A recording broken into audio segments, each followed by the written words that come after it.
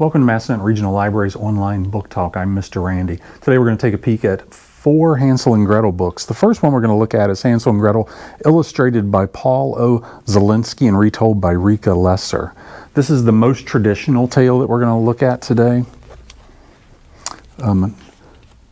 Take a peek at the illustrations, very traditional. On the third day, chilled and hungry, they came upon a little house that was built out of bread. Its roof was made of pancakes and its windows of sugar candy. If you're introducing your child and you want to begin with the traditional tale, this is the one. This would be a great one to start with. It's based more on the 1810 and 1812 versions of the Grimm brothers' tales, not the later, more expanded versions. So somewhat sparse text compared to some later versions, but very traditional, very good. One thing that's different: this uses the mother instead of the stepmother. Instead of having a stepmother, that's a little twist. And instead of the traditional nibble, nibble, little mouse, who's that nibbling at my house? It uses nibble, nibble, nubble, who gnaws my house to rubble. And in the end of the book, the translator explains why she does that. But looking for traditional tale, check it out. Our second Hansel and Gretel book today is by Rachel Isadora. She retells and illustrates the book. Let's take a peek at the inside.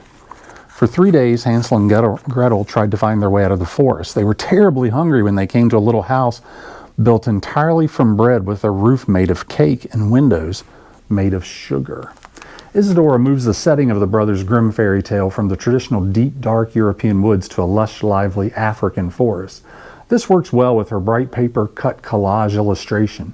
The storyline follows the traditional tale. The evil stepmother, in this case, convinces the weak-willed father to abandon his children in the forest so the stepmother and father will have enough food to eat. But Hansel's too smart for her. He leaves a trail of pebbles to help him and Gretel find his way home. The next time his parents try this trick, Hansel cannot get outside to get pebbles. He leaves breadcrumbs to mark his path. Well, of course, the birds eat the bread and the children are lost in the forest. In classic form, they discover that house made of candy and cake and start eating. The owner of the house, an old woman, invites them in for dinner. She keeps the children and decides to fatten Hansel up before eating him. Well, Gretel tricks the old lady into crawling to the oven, traps her inside. She rescues Hansel, and they find their way home and discover their stepmother has died. Then they lived happily ever after with their father. So somewhat traditional in the telling, but the illustrations and the setting totally new to me and different. Love the collage illustrations.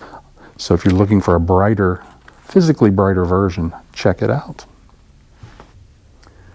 This is the graphic novel of Hansel and Gretel, retold by Donald Lemke and illustrated by Sean Dietrich. If you're looking for something for maybe upper elementary school to latch on to Hansel and Gretel, I would definitely consider this. Peek at the inside. Look, Gretel, the walls are built with bread and cake. The windows are made of sugar, and it's all held together by sugary sweet frosting, Hansel. Well, what are we waiting for? The storytelling itself sticks to the original, but the graphic novel format and the eerie illustrations, they're almost a Tim Burton-like, which should appeal to the elementary age student. The huge eyes, the use of dark lines, and the shadows give the book a creepy vibe to go with a simple but disturbing plot. So, older children, check out the graphic novel Hansel and Gretel. The last Hansel and Gretel we're going to look at is by Bethan Woollvin. Her take on Hansel and Gretel is a quirky take on the classic. Deep in the forest lives a good witch named Willow. Take a peek at the inside. When she arrived home, Willow couldn't believe her eyes. "Hansel, Gretel, please don't eat my house," she cried. "It's so tasty," Gretel said through a mouthful of gingerbread. But Willow did not get angry because Willow was a good witch. Hansel and Gretel must be very hungry, she thought, so she invited them in for dinner. Willow finds a trail of breadcrumbs at the edge of the forest. Then she follows the crumbs and finds 2 children, Hansel and Gretel. She asks the children to help her clean up the trail of crumbs because she's afraid it might lead to birds and mice to her gingerbread house. Well, the kids, they don't like this idea, and they let her clean up the mess on her own. When she gets all the way home, she finds the children eating her house. She doesn't get angry because, as we heard, she's a good witch. She invites the children in for dinner, but not to eat them up. As in the classic tale, Willow uses her magic to whip up a great feast for the children. She just wants the children to save some for her, but they eat everything. Still, Willow does not get angry. It continues in this format, and the children eventually wreck her house, and finally Willow does get angry.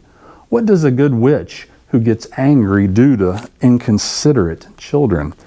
Definitely read this to find out. Hansel and Gretel. All right, if you would like a really cool version of Hansel and Gretel, we have 4 great choices. You can go to the Massanutten Regional Library, any one of our 7 branches to check these out. If we don't have a copy in stock, we can pull it from one branch and send it to you at another branch. So come check out Hansel and Gretel. Thank you.